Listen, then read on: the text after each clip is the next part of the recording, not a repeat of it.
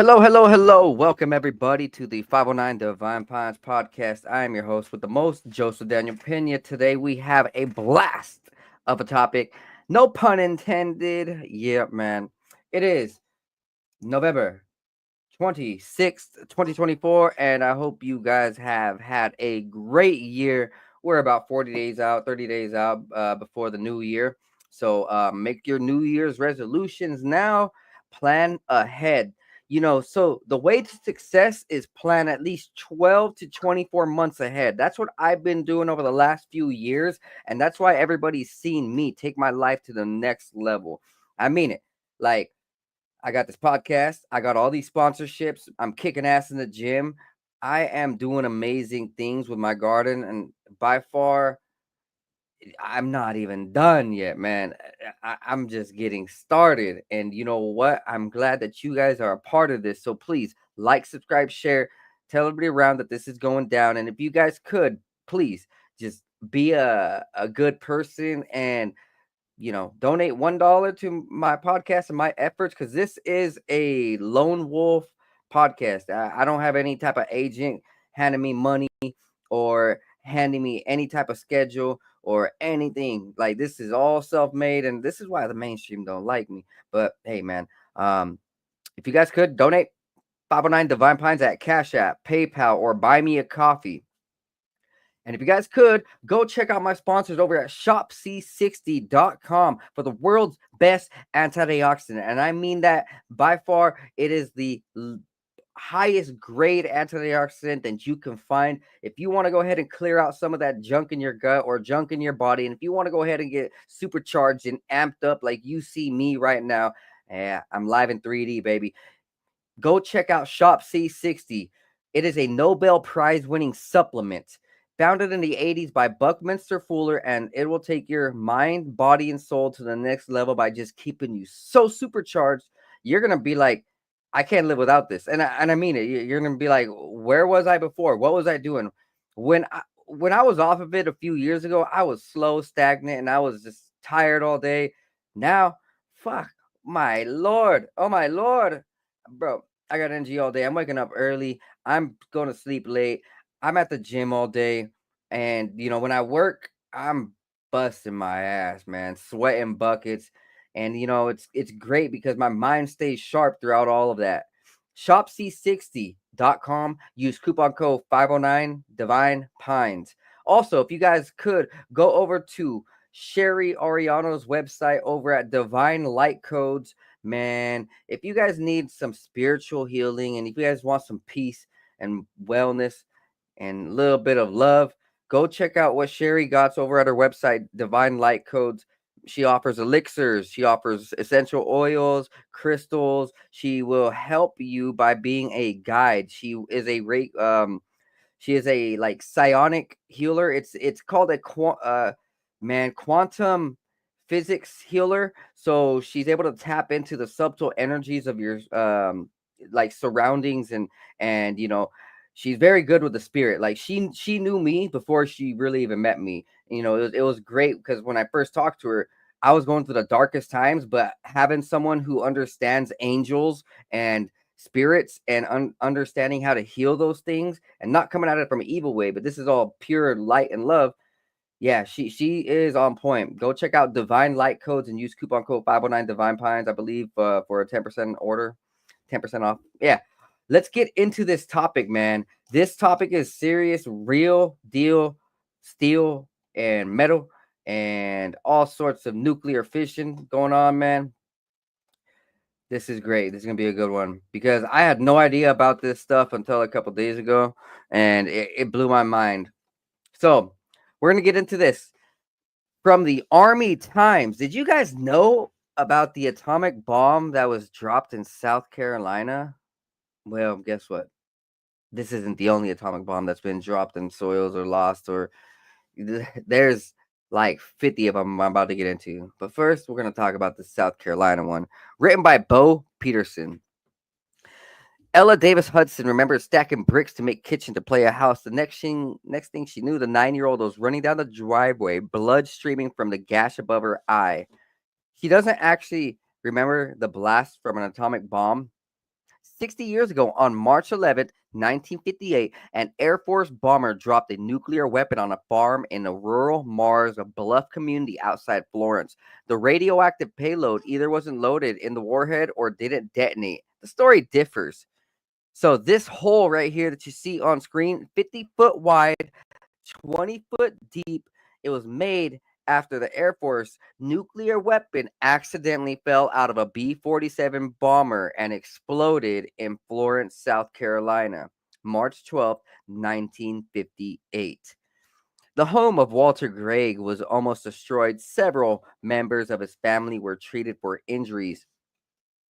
The TNT trigger for the bomb blew a crater in Walter Gregg's garden, some 24 feet deep and 50 feet wide. The blast shredded his farmhouse about 100 yards away. Hudson, a cousin, had been playing with two of Gregg's children in the backyard. The atomic warhead would have been 30 kilotons if it were filled up, twice as powerful as the bomb that devastated Hiroshima in World War II.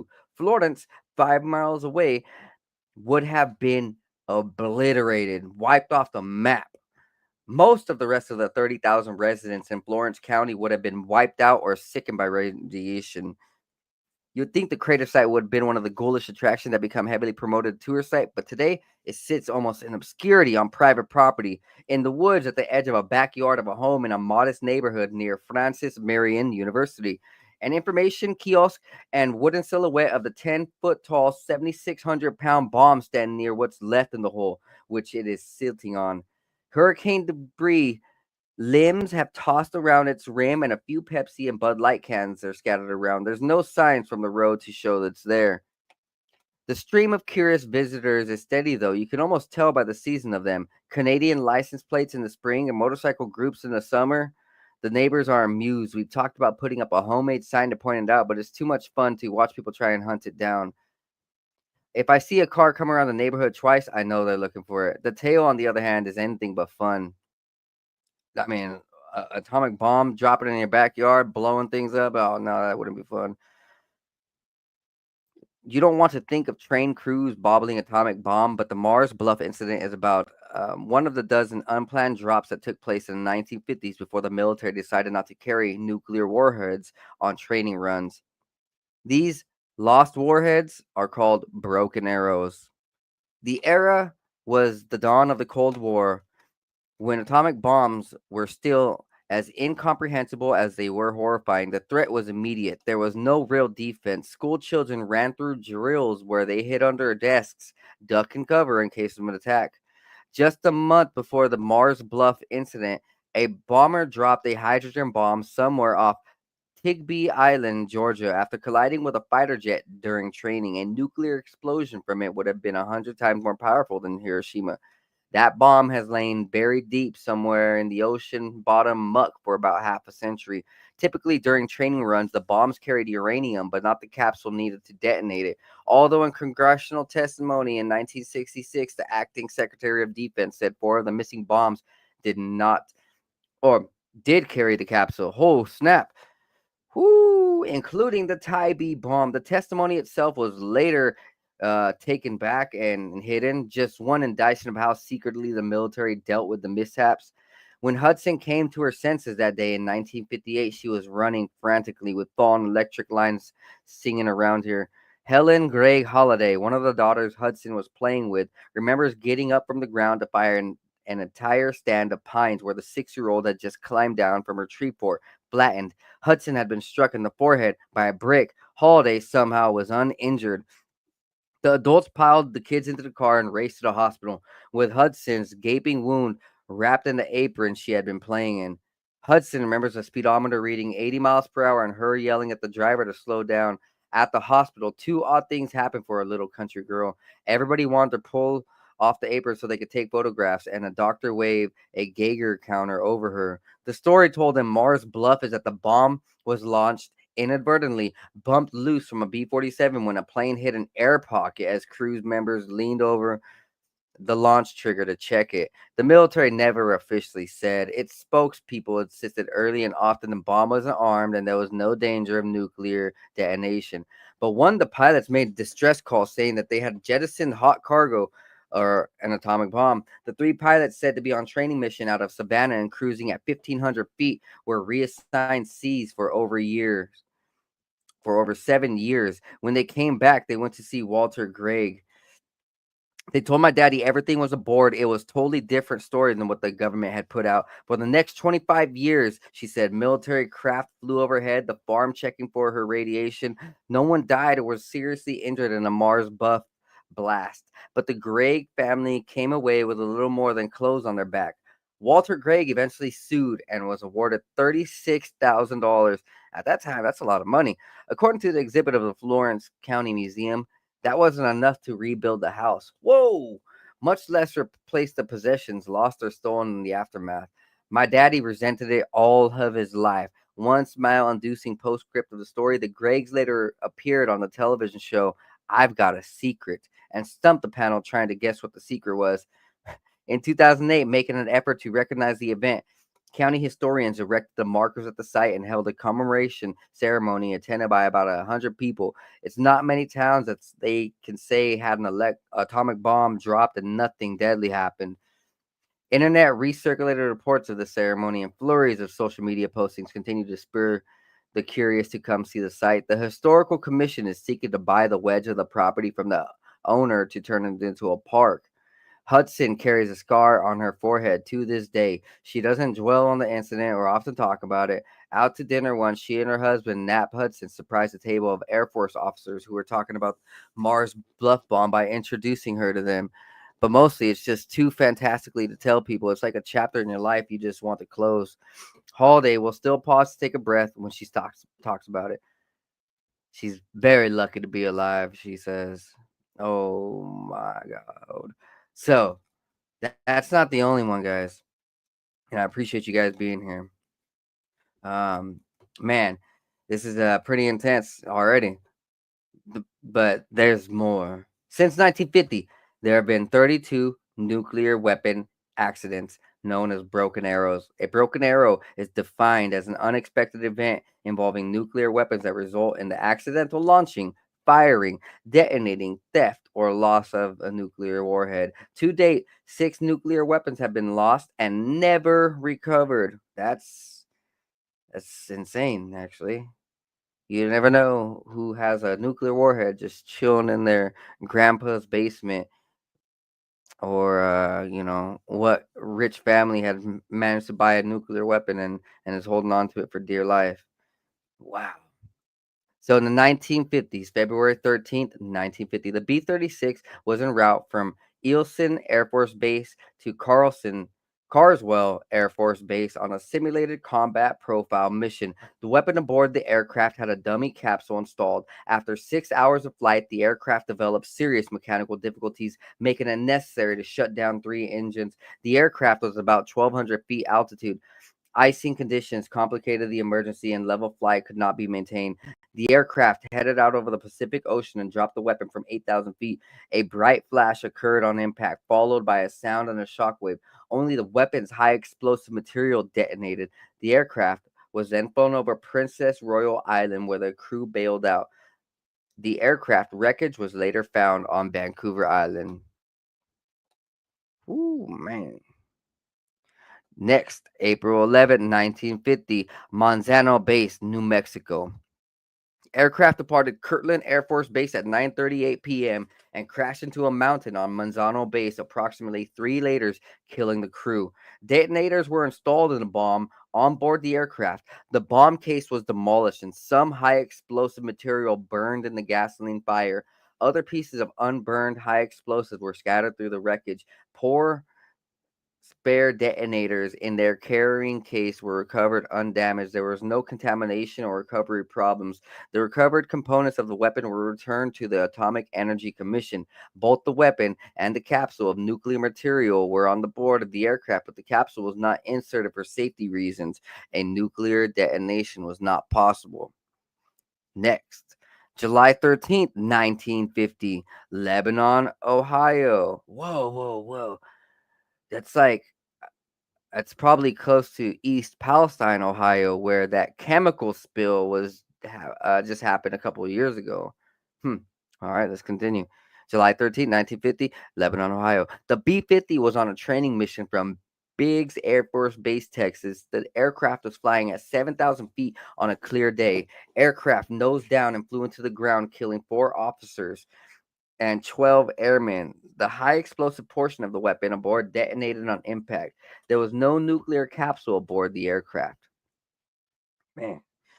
Next, August 5th, 1950.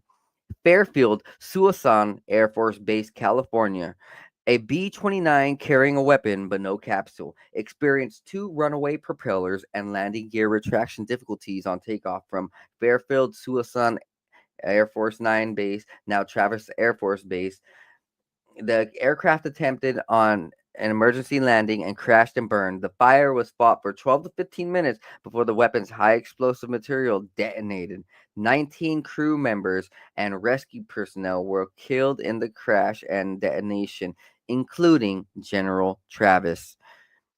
Next, November 10th, 1950, Quebec, Canada. A B 50 jettisoned a Mark IV bomber over the St.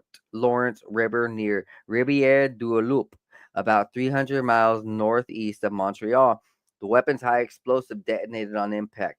Although lacking its essential plutonium core, the explosion did scatter nearly 100 pounds of uranium. The plane later landed safe at a U.S. Air Force base in Maine. Ooh, man. Next, March 10th, 1956, Mediterranean Sea.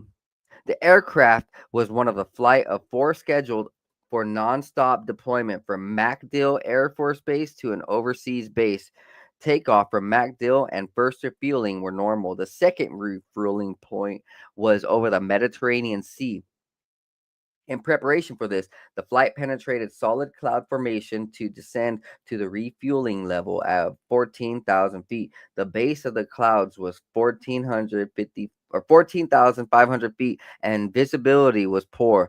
The aircraft carrying two nuclear capsules in carrying case never made contact with the tanker. An extensive search failed to locate any traces of the missing aircraft or crew. No weapons were aboard the aircraft, only two capsules of nuclear weapons material in carrying cases, and nuclear detonation was not possible. Next up, July 27th, 1956. Great Britain. A B 47 aircraft with no weapons aboard was on routine training mission, making a touch and go landing when the aircraft suddenly went out of control and slid off the runway, crashing into a storage igloo containing several nuclear weapons. The bombs did not burn or detonate. There were no contamination or cleanup problems. The damaged weapons and components were returned to the Atomic Energy Commission. The weapons that were involved were in storage configuration. No capsules of nuclear materials were in the weapons or present in the building. I believe, if I'm correct, the Atomic Energy Commission doesn't exist anymore. I believe, if I'm correct, um, that is now the Bureau of Land Management. I think I'm right. I think I'm right about that. They have to do either with the BLM or um what is it? I think I'm correct. I believe the Atomic Energy Commission is not around anymore. You guys can fact check me. I love being fact checked. Come on, man. Do it. Do it. I dare you. Next up, May 22nd, 1957, Kirtland Air Force Base, New Mexico. The aircraft was ferrying a weapon from Biggs Air Force Base, Texas to Kirtland Air Force Base at 11:50 a.m. Mountain Standard Time. While approaching Kirtland at an altitude of 1,700 feet, the weapon dropped from the bomb bay, taking the bomb bay doors with it. Weapon parachutes were deployed, but apparently did not uh fully release or did not fully destroy from the fall because of the low altitude. The impact point was approximately 4.5 miles south of the Kirtland Control Tower and zero point 0.3 miles west of the Sandia Base Reservation. The high explosive material detonated, completely destroying the weapon and making a crater approximately 25 feet in diameter and 12 feet deep. Fragments and debris were scattered as far as 1 mile from the impact point. The release mechanism locking pin was being removed at the time of release. It was a standard procedure at the time that the locking pin be removed during takeoff and landing to allow for emergency jettison of the weapon if necessary. Recovery and cleanup operations were conducted by Field Command, Armed Force Special Weapons Project. A radiological survey of the area disclosed no radioactivity beyond the lip of the crater, at which point the level was zero point 0.5 millirodentingens. Hold on. I'm not sure about this word. I've never seen it. Millirodentingens. That's my best. There were no health or safety problems. Both the weapon and capsule were on board the aircraft, but the capsule was not inserted for safety reasons. Nuclear detonation was not possible. Next, July 28, 1957, Atlantic Ocean. Two weapons were jettisoned from a C 124 aircraft on July 28th off the east coast of the United States. There were three weapons and one nuclear capsule aboard the aircraft at the time. Nuclear components were not installed in the weapons. The C 124 aircraft was en route from Dover Air Force Base, Delaware, when a loss of power from number one to engines was experienced. Maximum power was applied to the remaining engines. However, level flight could not be maintained. At this point, the decision was made to jettison cargo in the interest of the safety of the aircraft and crew. The first weapon was jettisoned at 4,500 feet altitude. The second weapon was jettisoned at approximately 2,500 feet altitude. No detonation occurred from either weapon. Both weapons are presumed to have been damaged from impact on the ocean surface. Both weapons are presumed to have submerged almost instantly. The ocean varies in depth in the area of the jettisons. The C 124 landed at an airfield in the vicinity of the Atlantic City, New Jersey, with the remaining weapon and nuclear capsule aboard. A search for the weapons or debris had negative results. Oh man, this is completely wild. I had no idea that there was this many nuclear warheads that have just magically been dropped in or around America. Makes you think. Makes you think. Like, how could you drop such valuable material? Next up, October 11th, 1957, Homestead Air Force Base, Florida. The B-47 departed Homestead Air Force Base shortly after midnight on a deployment mission. Shortly after liftoff, one of the aircraft's out-trigger tires exploded. The aircraft crashed in an uninhabited area approximately 3,800 feet from the end of the runway. The aircraft was carrying one weapon in buried configuration in the bomb bay and one nuclear capsule in a carrying case in the crew compartment. The weapon was enveloped in flames, which burned and smoldered for approximately 4 hours, after which time it was cooled with water. Two low odor, high explosive detonations occurred during the bombing and the burning. The nuclear capsule and its carrying case were recovered intact and only slightly damaged by heat. Approximately one half of the weapon remained. All major components were damaged but were identifiable and accounted for. Man, January 23rd. This is next. January, oh, my bad, not 23rd. January 31st, 1958. The location is an overseas base unknown. A B 47 with one weapon and strike configuration was making a simulated takeoff during an exercise alert. When the aircraft reached approximately 30 knots on the runway, the left rear wheel casting failed. The tail struck the runway and a fuel tank ruptured. The aircraft caught fire and burned for 7 hours. Firemen fought the fire for the allotted 10 minutes firefighting time for high explosive contents of that weapon, then evacuated the area. The high explosive did not detonate, but there was some contamination in the immediate area of the crash. After the wreckage and the asphalt beneath it were removed and the runway washed down, no contamination was detected. One fire truck and one fireman's clothing showed slightly alpha contamination until washed. Following the accident, exercise alerts were temporarily suspended and B 47 wheels were checked for defects. Next, February 5th, 1958. In the Savannah River, Georgia. A B 47 was on a simulated combat mission that originated at Homestead Air Force Base, Florida. While near Savannah, Georgia, the B 47 had a midair collision at 3:30 a.m. with a F 86 aircraft. Following the collision, the B 47 attempted 3 times to land at Hunter Air Force Base, Georgia, with a weapon on board. Because of the condition, its airspeed could not be reduced enough to ensure a safe landing. Therefore, the decision was made to jettison the weapon than to expose Hunter Air Force Base to the possibility of a high explosive detonation. A nuclear detonation was not possible since the nuclear capsule was not aboard the aircraft.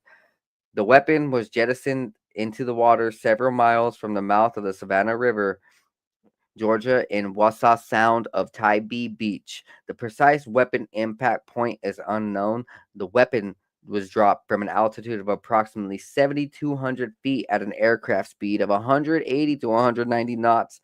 No detonation occurred. After jettison, the B 47 landed safely.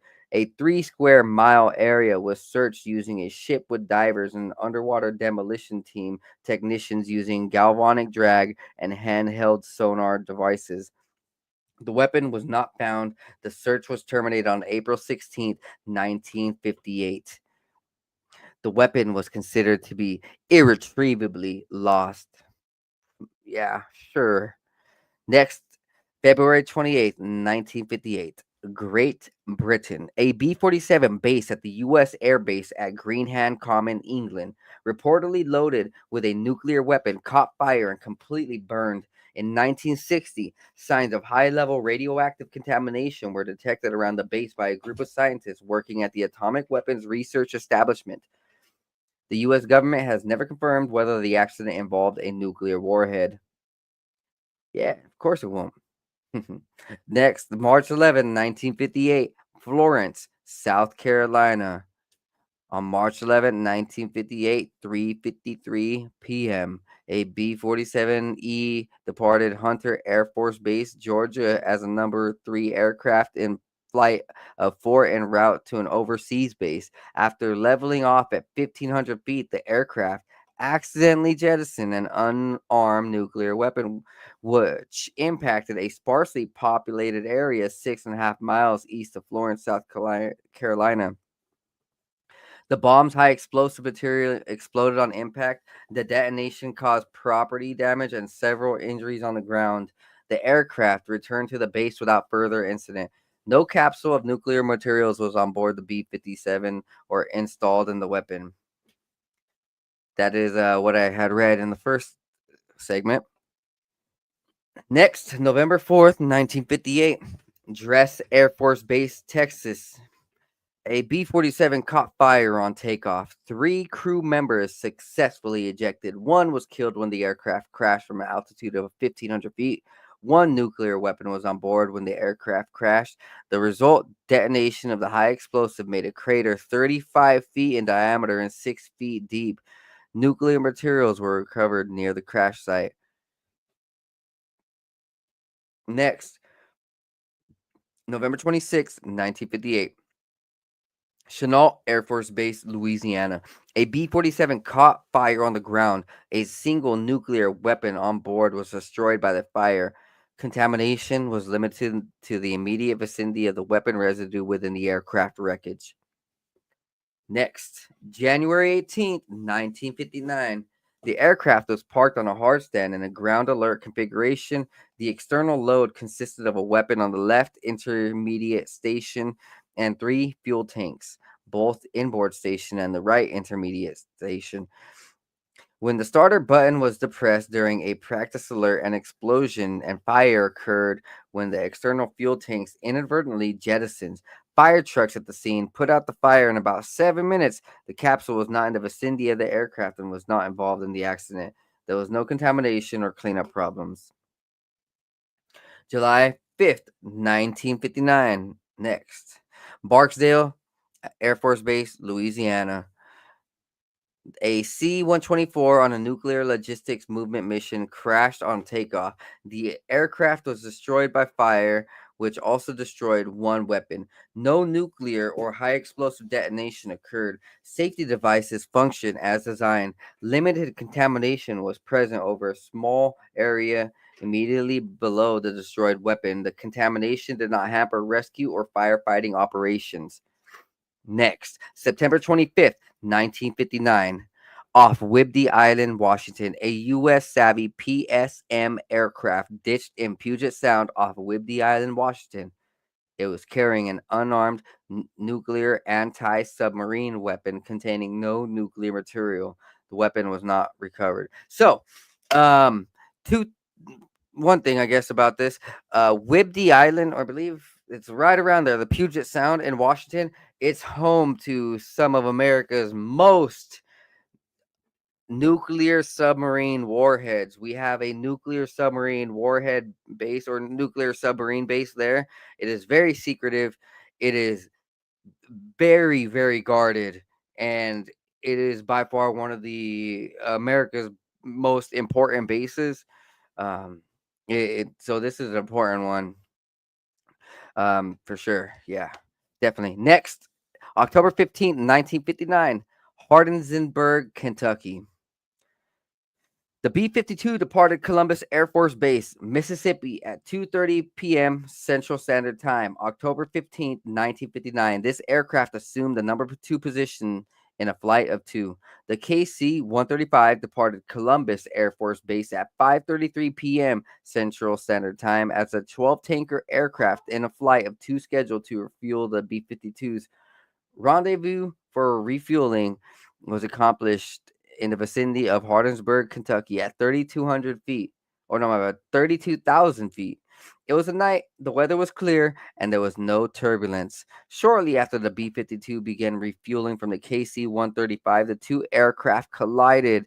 The instructor pilot and the pilot of the B 52 ejected, followed by the electronic warfare officer and the radar navigator. The co-pilot, navigator, instructor navigator, and tail gunner failed to leave the B-52. All 4 crewmen of the KC-135 were fatally injured. The B-52's unarmed nuclear weapons were recovered intact. One had been partially burned, but this did not result in the detonation. Jeez. It seems like the military sure has a long list of screwing up the world's most powerful devices. Next up, 1960s, June 7th, 1960, McGuire Air Force Base, New Jersey. A Bomark air defense missile in ready storage condition launch permitted launch in 2 minutes was destroyed by an explosion and fire after a high pressure helium tank exploded and ruptured the missile's fuel tanks. The warhead was also destroyed by the fire, although the high explosive did not detonate. Nuclear safety devices acted as designed. Contamination was restricted to an area immediately beneath the weapon and an adjacent elongated area approximately 100 feet long, caused by a drain off of the firefighter water. Next, January 24th, 1961, Goldsboro, Goldsboro, North Carolina. During a B 52 airborne alert mission, structural failure of the right wing resulted in 2 weapons separating from the aircraft during aircraft breakup at 2,000 to 10,000 feet altitude. One bomb parachute deployed and the weapon received little impact damage. The other bomb fell free and broke apart on impact. No explosion occurred. 5 of the 8 crew members survived. A portion of one weapon containing uranium could not be recovered despite excavation in the waterlogged farmland to a depth of 50 feet. The Air Force subsequently purchased an easement requiring permissions for anyone to dig there. There is no detectable radiation and no hazard in the area. Next, March 14th, 1961, a B 52 experienced failure of the crew compartment pressurization system, forcing descent to 10,000 feet altitude. Increased fuel consumption caused fuel exhaustion before a rendezvous with a tanker aircraft. The crew bailed out at 10,000 feet, except for the aircraft commander, who stayed with the aircraft to 4,000 feet, steering the plane away from a populated area. The two nuclear weapons on board were torn from the aircraft on ground impact. The high explosives did not detonate. Safety devices worked as designed, and there was no nuclear contamination. Next, July 4th, 1961. Wow, what an Independence Day, huh? A cooling system failed, contaminating crew members, missiles, and some parts of a K-19 Hotel class Soviet nuclear powered ballistic missile submarine off Norway. One of the two sub One of the sub's two reactors soared to 800 degrees Celsius and threatened to melt down the reactor's fuel rods. Several fatalities were reported. Oh man. Oh man, that sucks. November 13th, 1963, the Atomic Energy Commission storage igloo in Medina Base, Texas. An explosion involving 123,000 pounds of high explosive components of nuclear weapons caused minor injuries to three Atomic Energy Commission employees. There was little contamination from the nuclear components stored elsewhere in the building. The components were from obsolete weapons being disassembled. Next, January 13th, 1964. In Cumberland, Maryland, a B 52D bomber was en route from the Westover Air Force Base, Massachusetts, to its home base at Turner Air Force Base in Georgia. The crash occurred approximately 17 miles southwest of Cumberland, Maryland. The aircraft was carrying two weapons. Both weapons were in a tactical ferry configuration. No mechanical or electrical connections had been made to the aircraft, and the safing switches were in safe position. Prior to the crash, the pilot had requested a change of altitude because of severe air turbulence at 29,500 feet. The aircraft was cleared to climb at 33,000 feet. During the climb, the aircraft encountered violent air turbulence and aircraft structural failure subsequently occurred. One of the five aircrew members, only pilot and co-pilot, survived. The gunner and navigator ejected but died of exposure to sub-zero temperatures after successfully reaching the ground. The radar navigator did not eject and died upon aircraft impact. The crash site was an isolated mountainous and wooded area. The site had 14 inches of new snow covering the aircraft wreckage, which was scattered over an area approximately 100 yards square. The weather during the recovery and cleanup operation involved extreme cold and gusty winds. Both weapons remained in the aircraft until it crashed and were relatively intact in the approximate center of the wreckage area. Next, December 5th, 1964, Ellsworth Air Force Base, South Dakota. The LGM 30-minute man 1 missile was on a strategic alert at launch facility LO2, Ellsworth Air Force Base, South Dakota. Two airmen were dispatched to the launch facility to repair the inner zone security systems. In the midst of their checkout in the inner zone security systems, one retro rocket in the spacer below the reentry vehicle fired, causing the reentry vehicle to fall about 75 feet to the floor of the silo. When the reentry vehicle struck the bottom of the silo, the arming and fusing altitude control subsystem containing the batteries were torn loose, thus removing all sources of power to the remote or to the reentry vehicle. The reentry vehicle structure received considerable damage.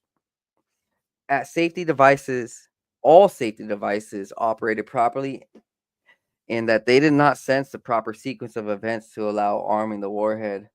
So there was no detonation.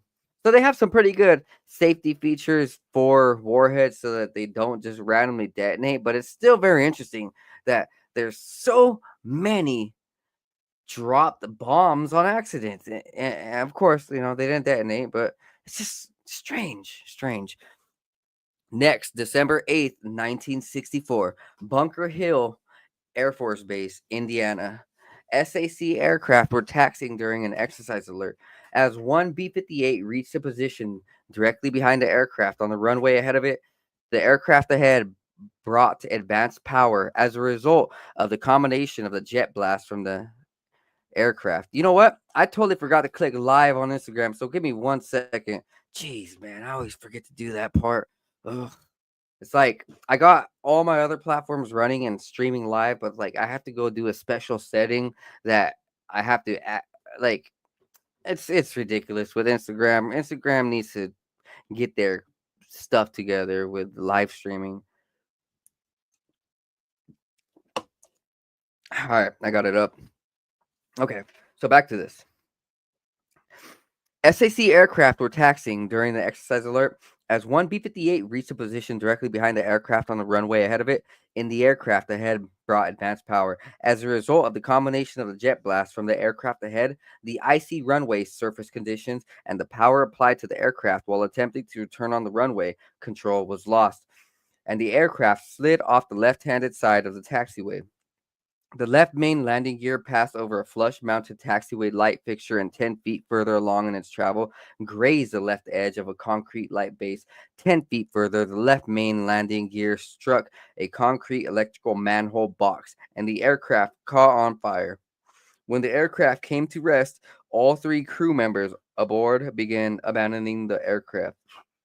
The aircraft commander and the defensive systems operator aggressed with only minor injuries. The navigator ejected in his escape capsule, which impacted 548 feet from the aircraft. He did not survive. Portions of the 5 nuclear weapons on board burned. Contamination was limited to the immediate area of the crash and was subsequently removed. Next, October 11th, 1965. Wright-Patterson Air Force Base, Ohio. The aircraft was being refueled in preparation for a routine logistics mission when a fire occurred at the end of a refueling trailer. The fuselage of the aircraft, containing only components of nuclear weapons and a dummy training unit, was destroyed by the fire. There were no casualties. The resultant radiation hazard was minimal. Minor contamination was found in the aircraft cargo and clothing of explosive ordnance disposal and firefighting personnel, and it was removed for normal cleaning. Next, December 5th, 1965, on the Pacific Ocean, an A-4E Skyhawk attack aircraft loaded with one B-43 nuclear weapon rolled off the deck of the USS Ticonderoga. Ooh, I remember that ship. Pilot, plane, and weapon were never found. The incident occurred more than 500 miles of land. Next, mid 1960s, the date is unknown. In Kara a Soviet nuclear powered icebreaker, Lenin was forced to dump its reactors in the Kara Sea. Some accounts said the Lenin experienced a reactor meltdown. Hmm, interesting. We wouldn't really know since it's Soviet and they're going to keep all of their information on lock. Next, January 17th, 1966, Palomares, Spain. The B-52 and KC-135 collided during a routine high-altitude air refueling operation. Both aircraft crashed near Palomares, Spain.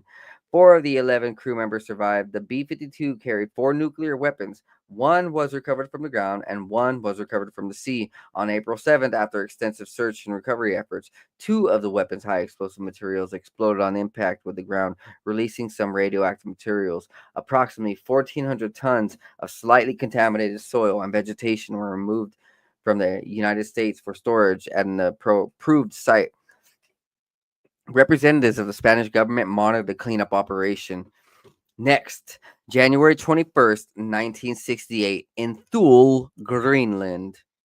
Interesting, because this place, Thule is this ancient word, and this is a very, very important city because I believe it has to deal with some type of elites and the way that they understand that we humans may have some angelic or godly ancestors or this otherworldly force behind us. So the Thule is an ancient this is an ancient term, and it was used through cults and societies for some very specific magical mysterious reason. And I know the information, it's just not coming off the top of my head because I have not seen it in about 2 to 3 years actually.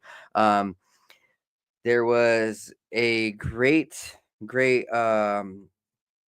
podcast that I listened to about Greenland and the mysterious nature behind it, and um, just yeah. I mean, I'm go on. A B-52 from Plattsburgh Air Force Base, New York, crashed and burned some 7 miles southwest of the runway at Thule Air Force Base, Greenland, while approaching the base to land. 6 of the 7 crew members survived.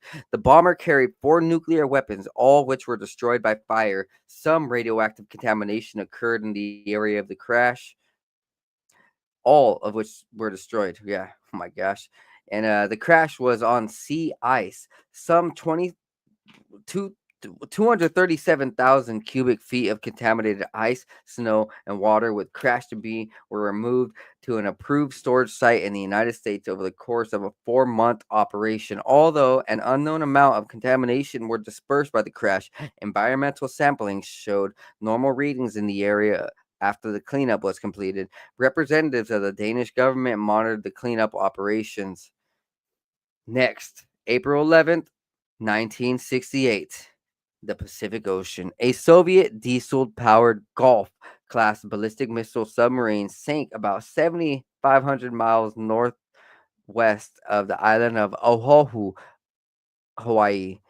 Reports say the submarine were carrying 3 nuclear-armed ballistic missiles as well as several nuclear torpedoes. Part of the submarine was reportedly raised during the CIA's specially constructed Glomar Explorer deepwater salvage ship.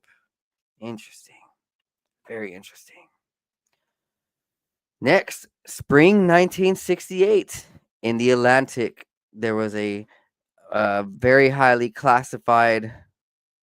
Whoa, okay, I'm gonna have to research this. A very highly classified nuclear weapon that was dropped. Interesting. November 1969, in the White Sea, a U.S. nuclear powered submarine, Gato, reportedly collided with a Soviet submarine on November 14th in 1969 near the entrance of the White Sea. Next, April 12th, 1970, in the Atlantic Ocean, a Soviet November class nuclear powered attack submarine experienced an apparent nuclear propulsion problem in the Atlantic Ocean about 300 miles northwest of Spain. Although an attempt to attach a tow line from the Soviet bloc merchant ship, the submarine apparently sank, killing 52. Ooh, that's a lot. Oh, man. Next, November 22nd, 1975, off Sicily, Italy. The aircraft carrier USS John F. Kennedy and the cruiser US Belknap collided in rough seas at night during exercises. Although it was declared as a possible nuclear weapons accident, no subsequent nuclear contamination was discovered during the fire and rescue missions. Next, September 19th, 1980, Damascus, Arkansas. During routine maintenance in a Titan II silo, an Air Force repairman dropped a heavy wrench socket, which rolled off a work platform and fell to the bottom of the silo. The socket bounced and struck the missile, causing a leak from a pressurized fuel tank. The missile complex and surrounding area were evacuated, and a team of specialists was called in from Little Rock Air Force Base, the missile's main support base. At about 8.5 hours after the initial puncture, fuel vapors within the silo ignited and exploded. Whoa! The explosion fatally injured one member of the team. 21 other USAR personnel were injured. The missile's re-entry vehicle, which contained the nuclear warhead, was recovered intact. There was no radioactive contamination. Next, October 3rd, 1986, Atlantic Ocean. A Soviet Yankee 1 class nuclear powered ballistic missile submarine suffered an explosion and fire in one of its missile tubes 480 miles east of the Bermuda Triangle. The submarine sank while under tow on October 6th in 18,000 feet of water. 2 nuclear reactors and approximately 34 nuclear weapons were on board. Next, April 7th, 1989, in the Atlantic Ocean, about 300 miles from the Norwegian coast, the Komsomolets, a Soviet nuclear-powered attack submarine, caught fire and sank. The vessel's nuclear reactor, 2 nuclear-armed torpedoes, and 42 of the 69 crew members were lost. Next, August 10th, 1985, near Vladivostok, or Russia, while at the Chazma Bay repair facility about 35 miles from Vladivostok, an Echo-class Soviet nuclear-powered submarine suffered a reactor explosion. The explosion released a cloud of radioactivity toward Vladivostok and did not reach the city. 10 officers were killed in the explosion. Man, there's a lot. Okay. There's actually a few more. Only 4 more. Next, September 27th, 1991, White Sea. A missile launch malfunction occurred during a test launch on a Typhoon-class nuclear-powered ballistic missile submarine. Next, March 20, 1993. In the Barents Sea, the U.S. nuclear-powered submarine Grayling collided with a Russian Delta III nuclear-powered ballistic missile submarine. Both vessels reportedly suffered only minor damage. Next, February 7th, 1992, the Barents Sea. A collision between the CIS, Commonwealth of Independent States, Sierra-class nuclear-powered attack submarine with the U.S. nuclear-powered attack submarine Baton Rouge. Both vessels reportedly suffered only minor damage. There is a dispute over the location of the incident, which is inside or outside Russia territory. Interesting.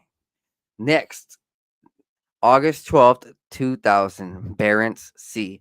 The Commonwealth of Independent States Oscar II class submarine Kursk sinks after a massive onboard explosion. Attempts to rescue the 118 men fail.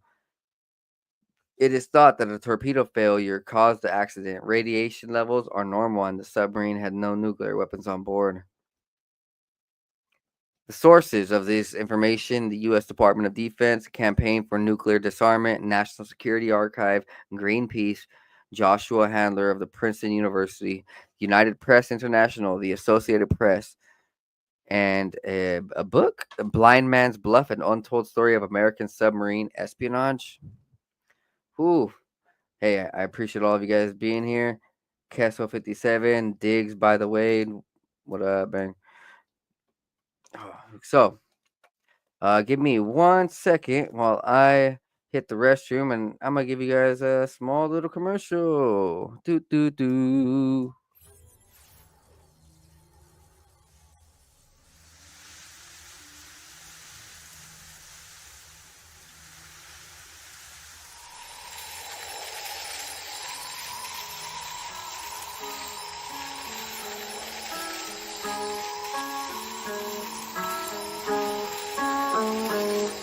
Not new, what I do.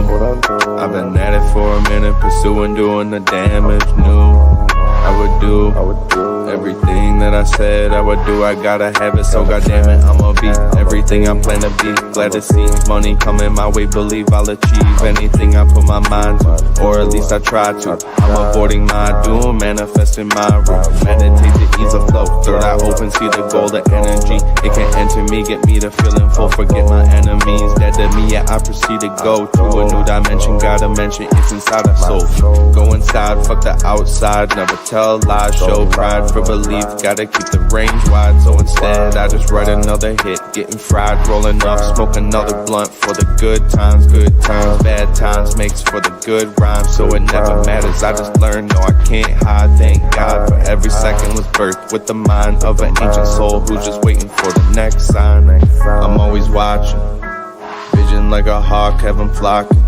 When I drop it, I'm talking, have 'em knocking. The knowledge that I'm dropping, I'm coming out the noggin, I'm logged. That's the intuition, nothing wrong with doing what you feel is right. Everybody got this. Usually feel it in the night when I'm dropping knowledge. Never even needed any college, abolish people telling people what they want. I do not wish control over anybody, do it for the profit. That's the reason that they push it, do it from the cockpit. Cause they got the money, want the money on the mob shit. on the mob shit. But I know they ain't gon' make it, shit is poppin'. At the end of time, new age topics. Revolutionary crusade cross. Here we go to a new space. Yeah, we entering a new place. Louis V on my shoelace, rolling with the blue face. Yeah, I'm wondering what you chase. Just another dude caught up in the rat race. Moving my pace, lot of people looking at me sideways. I chase future preparations, gotta go through my phase. Feel like I'm ready to rearrange it. Happen on a daily basis, tripping oasis. When so many people that I can't see through their faces and touch, so I'm reading minds, feel like I'm evasive, persuasive. Cause I feel the vibe, manipulation, I'm patient. Yeah, I feel the vibe, then work to change it. Manifestation, blessings is what I'm chasing. Quantum physics, I'm about to take the time and rearrange it. I play with reality, can't feel like I'm basic. Most people shut it down, don't wanna embrace it. Replacing knowledge. All right, man. Hey, it has been an hour-long broadcast, and my eyes are hurting. I thank you guys for being here. I hope that you guys enjoyed this little discussion of nuclear weapons, and I will be back tomorrow for more awesome information. And yeah, stay tuned. I am bringing on more guests. Don't worry about it. I have people for days. It's just I gotta set them up, and I'm doing this all by myself. So just work with me. It takes some time. Good things take time, and thank God that there's 200 more episodes of this, and there's at least been 120 episodes with guests already. So don't even worry. You can find half of my episodes with guests, and it's cool. Because you just don't want to hear me talking all day. I can talk for days. Sheesh, bro. I got things to say forever. But my eyes are hurting tonight, and so I need to go ahead and get off. Thank you guys for being here. Remember, like, subscribe, share, and if you found this information awesome, go ahead, just donate $1, whatever you can, to 509 Divine Pines Cash App, PayPal, or buy me a copy. So appreciate that. And before I leave, if you guys could go follow my Facebook page, 509 Divine Pines, so I can get 100 followers on there and start live streaming, because Facebook made this stupid change recently. I was live streaming on my 509 Divine Pines page for about 2 years, but then just this year, um, Facebook was like, "No, you need more followers to go live." And I'm like, "What? Like, come on, man!" They just literally stop the option to live streaming just so they could tell people, oh no, we need more interactions of everybody, and you need to be popular in order to live stream. Well, I got all my followers on YouTube and Twitch and everywhere else, but I need you guys, if you guys could please go ahead and just all you guys need to do is like the page over here at 509 Divine Pines on Facebook. I'm gonna drop it in the chat right here, so appreciate that. Let me go ahead and drop this in Instagram too. Oh shit. Sorry. There it is.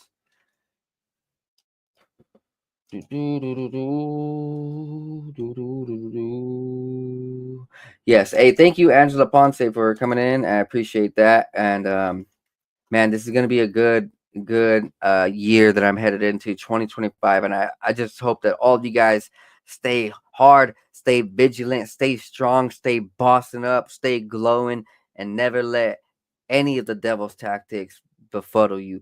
God always wants you shining. God always wants you lifted up, and give praise to the Most High Jesus Christ, because without Him, our lives would suck. And because you look at these celebrity lives, these guys are hating the way that the devil has taken a hold of them. You've seen people like Justin Bieber come out and be a Christian. You've seen many other artists and celebrities out there who want to become a Christian and want to understand that God is the real deal, because they don't want to sell their soul for that fame.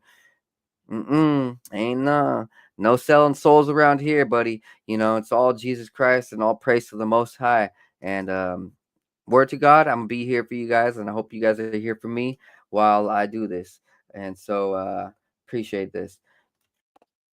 Hope you guys have a blessed night. Share this out if you guys enjoyed this nuclear weapons episode, and I will see you guys tomorrow. Be blessed, be high. See you guys next time on the 509 Divine Pines podcast. Peace. I love you guys.